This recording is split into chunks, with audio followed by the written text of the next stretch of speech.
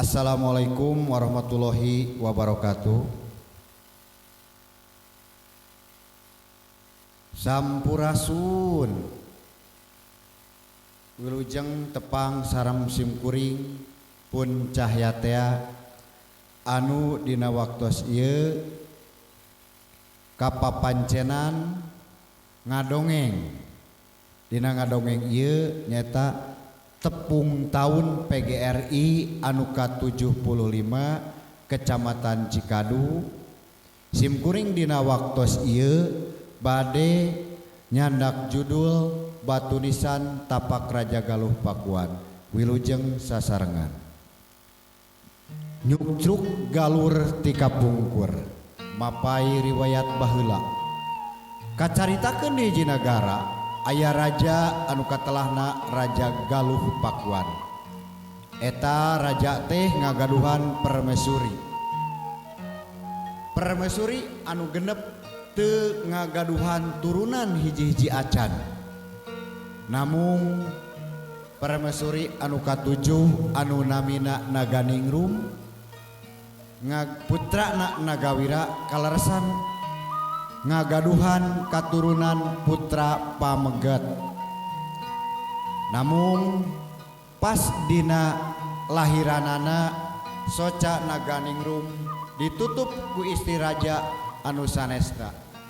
Alatan istri anu genep ngaraos kasienan margi putra anu dilahirkeun nyaeta putra lalaki anu baris nampi kana sadayana warisan karajaan.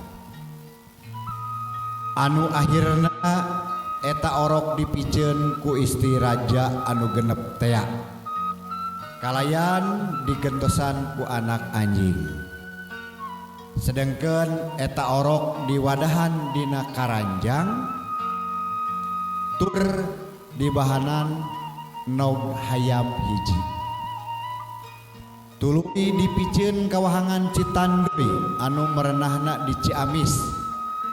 Sanggeus eta orok angkleng-angklengan paling diwahangan lami-lami eta orok nyangsang di leuwih sifat tahunan anu ngamuara di wahangan Cimentur. Urang tunda heula eta lampah duka kumaha pinasibeun eta orok anu nuju angkleng-angklengan. Di eta leuwihkeun urang teundeun di handeuleum sieun geusan sampeureun cag urang tunda di hanjuang siang geusan alasan pargi nyokot ninggalkeun mangsa datang samper deui. Kacaritakeun di hiji leuweung anu caket ka eta wahangan aya aki-aki sareng nini-nini anu jenenganna teh Aki Balantrang sareng Nini Balantrung anu eukeur neangan suluh. Aki jeung Nini pagunem catur. Aki ka dieu geura aya naon Nini tuh tingali itu naon jiga aya karanjang angkleng-angklengan di sisi leuwih. Keke Nini duka urang tingali atuh si Aki teh ngarayap bari nyekelan cangkengna bari nyamperkeun eta karanjang. Pas ningali kana eta eusi karanjang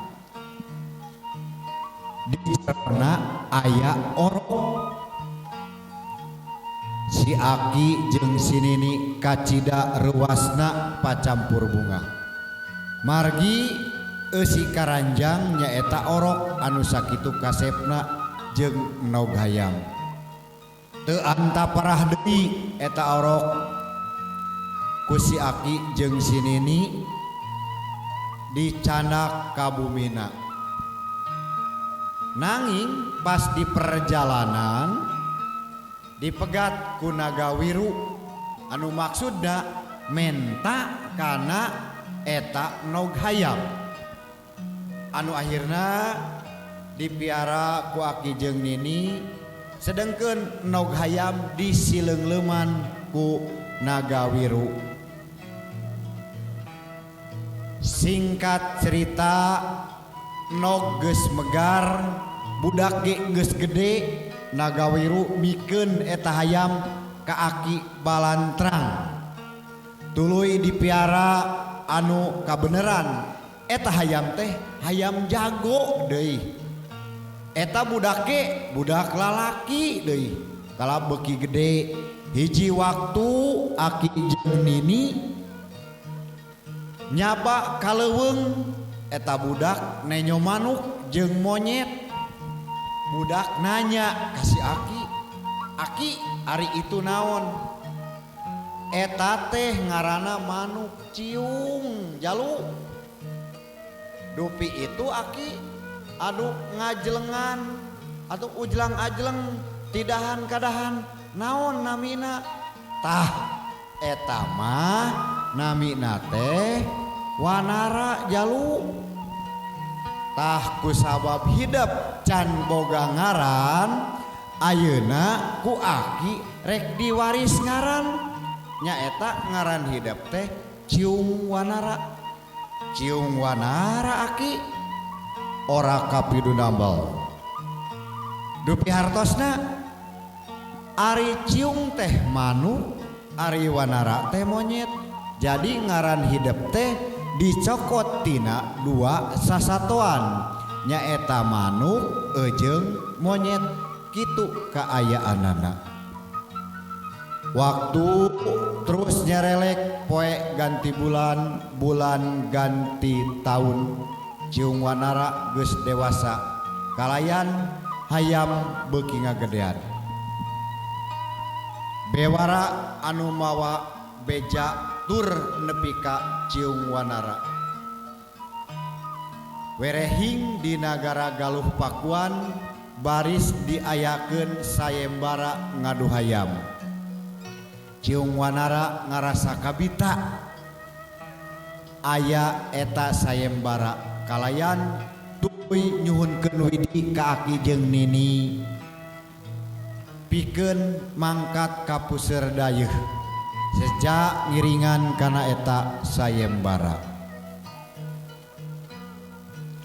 Sok sanajan si Aki jeung Nini ngarasa berat pikeun ngalepaskeun Ciung Wanara, tapi ku mayengna ieu Ciung Wanara hoyong ngiringan sayembara. Akhirna si Nini jeung si Aki ngarestuan ka Ciung Wanara pikeun mangkat ka puseur dayeuh. Hiji poe Ciung Wanara mangkat ti eta padepokan kalayan nyanak kisah anu eusina hayam jago etea. Teka caritakeun di jalana Ciung Wanara tos dugi ka latar karaton terus ditaros dinya ku raja. Satria saha ngaran anjeun? Pami dipercanten mah nami kaula Ciung Wanara. Ciung Wanara di mana asal anjeun? Kaula ti Buana Pancatengah. Aya naon anjeun wani-wani datang ka ieu karaton? Anu mawi kaula teh sejak ngiringan sayembara. Boga taruhan naon anjeun hayang ngiringan sayembara? Kaula mung ngagaduhan hiji-hijina hayam jago anu kalintang jagoana sarta teu acan aya anu ngelehkeun kana hayam kaula. Kumaha upami kieu paduka? Saumpamina hayam paduka eleh sadayana pangeusik karajaan janten milik kaula. Kumaha lamun hayam anjeun eleh? Lamun hayam kaula eleh kumargi kaula teu gaduh nanaon deui nyawa taruhan kaula pek deungel beuheung kaula kalayan gantung di tengah-tengah alun-alun.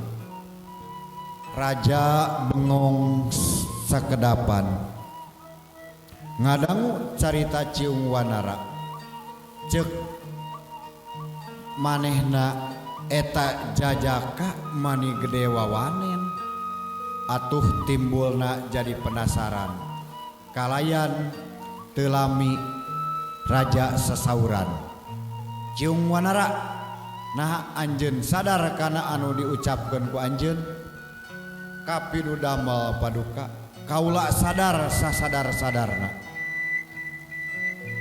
cunduk waktu ningang mangsa disakseni ku rakyat sakitu seueurna anu panasaran hoyong ningali kana jalan diadu hayam raja sareng Ciung Wanara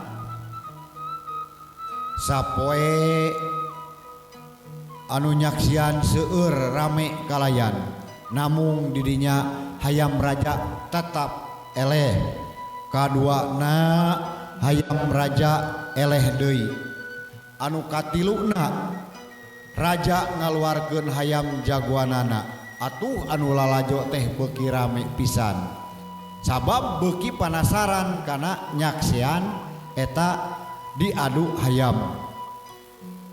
hayam raja jeung hayam Ciung Wanara bunga per anu katilu bukbek silih pacok silih pintih cakar akhirna hayam raja tekuat naningan ka hayam Ciung Wanara atuh raja teh langsung ngahulang ngaraga meneng olhok lir ngemang kadu raja satengah terpercaya karena naon anu dirandapan ku anjeuna Ciung Wanara anu akhirna nagih janji ka raja nyaeta jangjina saeusi karaton bade diserahkeun ka Ciung Wanara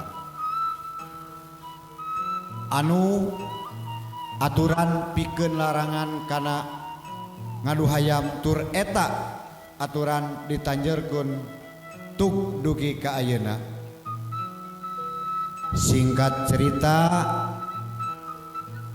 kacarioskeun Raja Galuh Pakuan anu teus teu janten raja deui anjeunna lumampah ka hiji leuweung di eta leuweung raja cicing dina luhur batu bari ngaraos teu puguh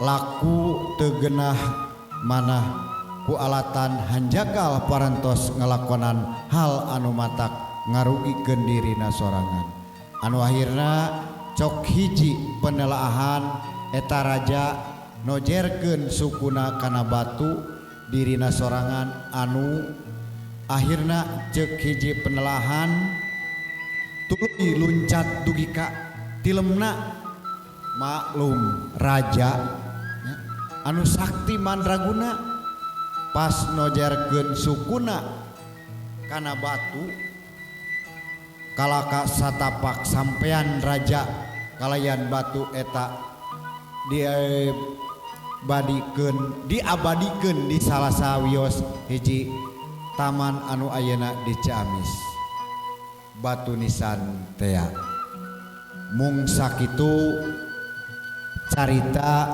Ciung Wanara anu tiasa kapihatur ti sim kuring kalayan hapunten kirang tata kirang titi prayoga cologog maklum ciri sabumi cara sadesa jawadah tutung biritna sacarana caran bilih aya cara anu kabentur ti bumi anu henteu sapuk sareng mamahan muga agung cukup lemur muga jemar pangampura. Wassalamualaikum warahmatullahi wabarakatuh.